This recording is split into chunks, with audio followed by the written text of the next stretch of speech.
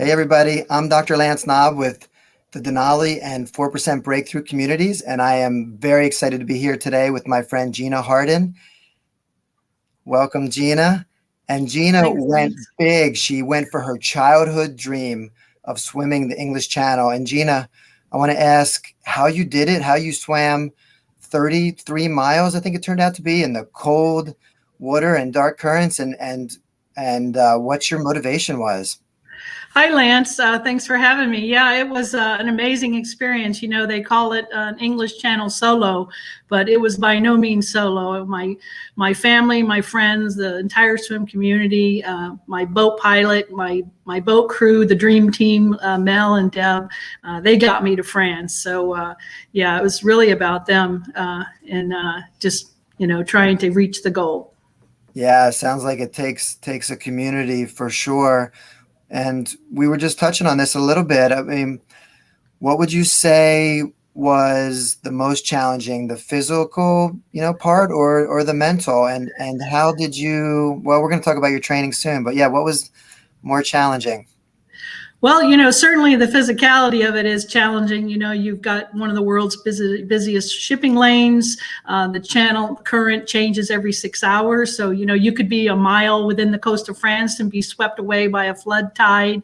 You've got, oil slicks, ships running back and forth, and, the cold is a major factor. So certainly that's challenging. But, Alison Streeter, who swam the channel 44 times, she's called the queen of the channel. She once said, the channel's 80% mental and 20% everything else. So, I think mentally, that's the biggest challenge. So, it's so true with so many things in life, with the mental being, maybe first and foremost. Tell us about the childhood story and how you really decided you wanted to do this.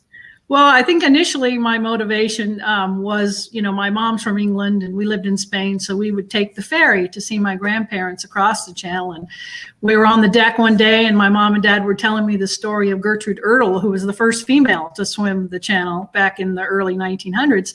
And I was a competitive swimmer and, I naively said, well, I'm going to do it. So it started there. But I think 50 years later, it became about a commitment to excellence, resiliency, having a goal. I have a vision board, and in the middle of my vision board is that speech by Teddy Roosevelt about the man in the arena, to spend yourself in a worthy cause. And I just wanted my life to count for something. And, this was something to me that was important. Yeah, that's fantastic. No, I love hearing that. So, as a physiotherapist, physical therapist, and all the, science people like myself, tell us how you approached your training from a physical standpoint, mental standpoint, sleep, nutrition. We'd love to hear a little bit about that. Sure. Well, physically, it's just a lot of hard work. I think for me, I was most, I live in Florida and I love warm water. And so getting in cold water. I swam in San Francisco Bay. I swam in Cape Town, South Africa, just trying to find really cold, long swims. And I did 2 20-pound bags of ice in my bathtub, a few times, just getting into the cold water.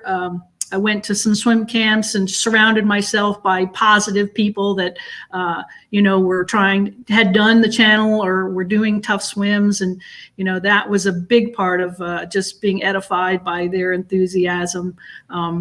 Lots of hard, long hours in the swimming pool. I swam 6 days a week. I don't know if you know, but I was supposed to swim it last year, and COVID put it off. So that was really discouraging at first, but ended up being good for me because I was better prepared. It gave me another year. So physically, training like that.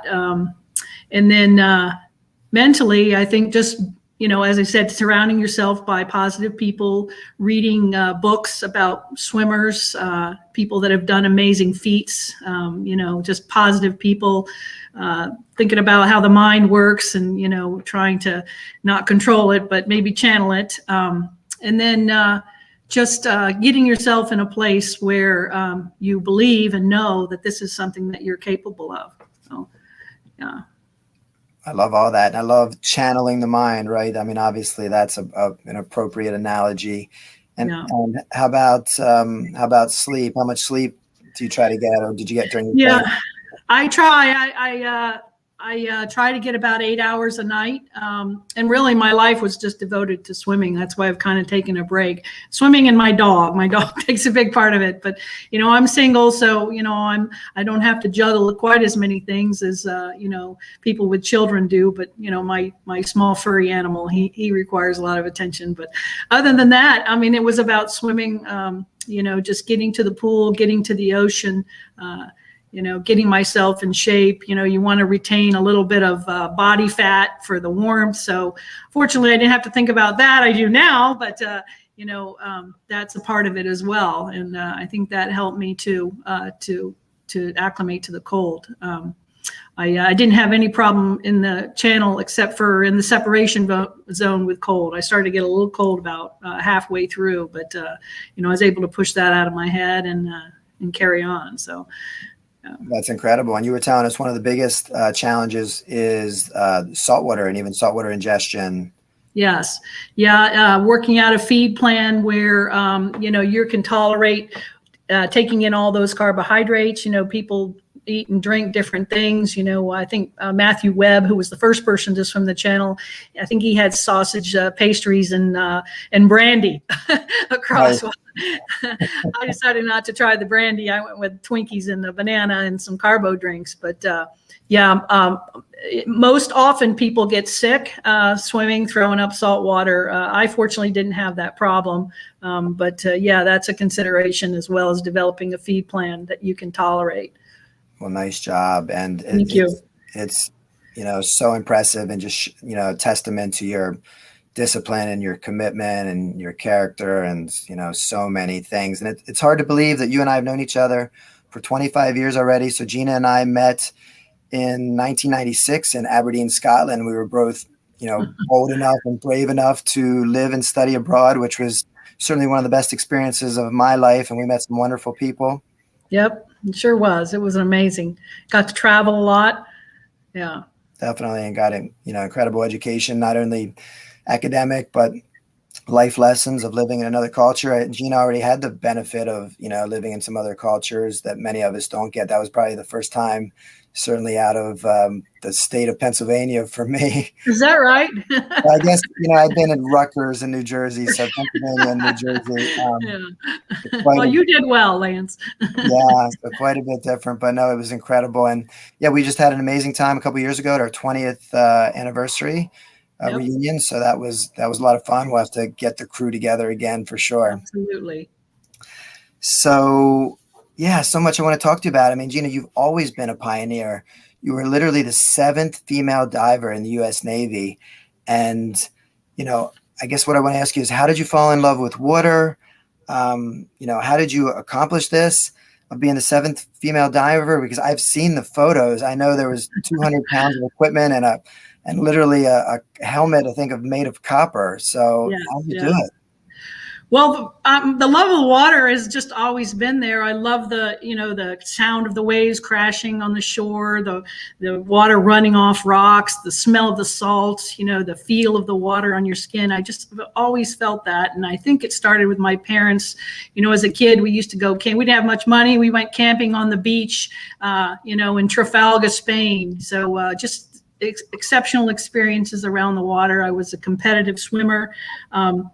And then, as I got older, the diving community had opened up to women, and I decided, well, I want to be a deep sea diver. And so it was a very physical and physically demanding career path and training pipeline. And as you say, the Mark V is the big copper and brass helmet. It weighed over 200 pounds. And a lot of people had challenges with that. I don't know how I did it. I think I've always been able to kind of step outside myself and pull on faith to help me get through things in life. I know that's what got me through the channel, and it certainly got me up the 13-foot ladder with 200 pounds on my back. It's just been an amazing life. I've been very grateful and tried to be grateful for every opportunity that I've had. And it's just been just joy for me. No, that's incredible. And how was the culture being, in such a small group of females? How did, what was the existing culture and, the culture while you were part of that within the diving community there? Well, initially, I went through dive school back in 1981. I joined the Navy in the early 80s, and I was the seventh female to go through and become a Navy diver. It was challenging. A lot of men were not ready to accept women in those particular roles, and it was challenging. And I feel like, as time went on, because you had the same set of criteria for both men and women, fortunately for me, I think that's fair. And I was able to do and hang, and so I ended up, some of the friends that I made, the men that I made friends with and was in shipmates with during that time are friends today. I think, you just have to put your head down and, do what you're going to do and show that you can, compete and also, be someone, because a big part of it is you're putting your life in someone else's hands, and they have to be comfortable that you're capable of saving them if that needs be. And I think in the end, you end up getting their respect and your comrades, No doubt. Yeah, that's a great answer. Well, thank you for serving for 35 years in the U.S. Navy. It was fun. And I know you spent some time in some pretty dangerous places, Afghanistan, Kuwait, Iraq. Can you share one of the most dramatic or compelling stories, or maybe even a story you've never shared before? Well, I got two stories. I'll try to make them short. Well, the first one's kind of funny.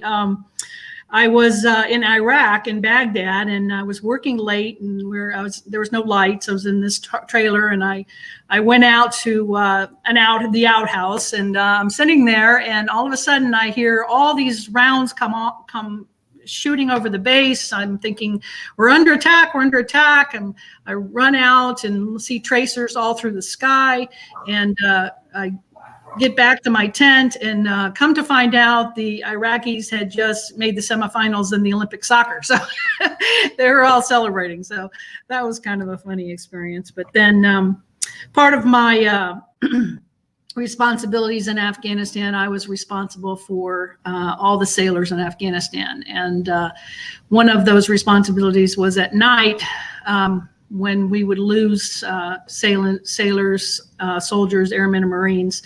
They would they would bring the remains in a flag draped coffin onto the tarmac. Sometimes in the snow, the whole base would come out to see these people off to go back to the States. So part of my responsibility was to go onto the plane with the other service representatives and, salute the remains and sometimes leave a coin. Well, in March of 2009, we lost two sailors, Francis Toner and Lieutenant Florence Cho.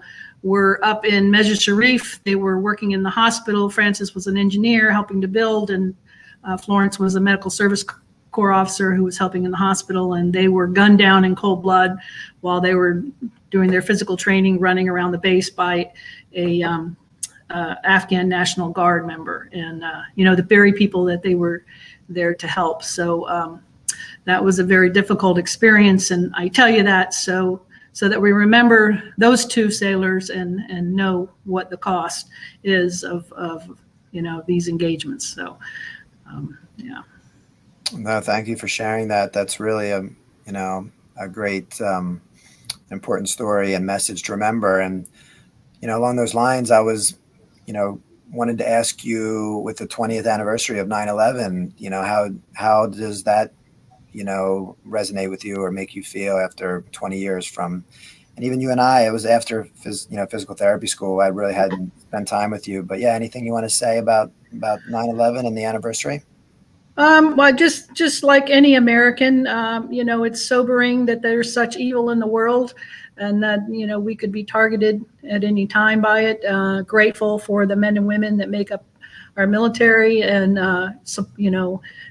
help to protect us, as well as our police and our first responders that we've seen with the COVID crisis, and the firemen that risk their lives and are a service to this country. I think right after 9/11, it was an incredible time in this country when we pulled together, and so many people gave so much of themselves to help us get through, and some the ultimate sacrifice. So I think it's important to remember those people and the courage that people showed during that time, as well as those that lost their lives. Yeah, powerful, Gina. Thank you. You touched on this a little bit already. What, especially with the English Channel feed and just your entire life of breaking new ground, what messages from your most recent accomplishment and just in general and lessons would you like to share with everyone today? Well, the channel was something that I wanted to do my whole life. And it was always, someone once described it like having a hole in your soul. And I think that accurately describes how I felt. I feel like, it's complete now, and, the rest is gravy. So I guess the message I would say to people is, believe in your ability to do great things. Believe, know that you can excel what you think is your highest standard. That keep pushing beyond what you think you're capable of, because, dreams do come true. And as you say, dream big. I love that. Yeah, thank you. No, so powerful. So we talked about a lot of good stuff. Is there anything else that I didn't ask you or that you really want to touch on or share? Story, message, anything about the training, anything at all? Well, let me think. Just the